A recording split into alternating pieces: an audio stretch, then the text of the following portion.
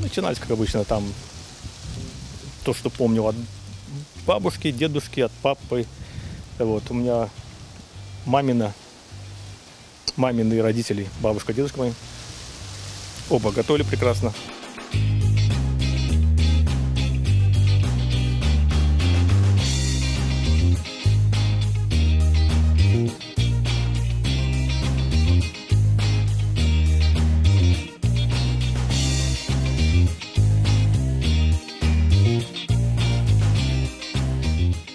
Готовить я любил всегда, но когда заходил в интернет, набирал крымско-татарская кухня, там вообще не было ничего.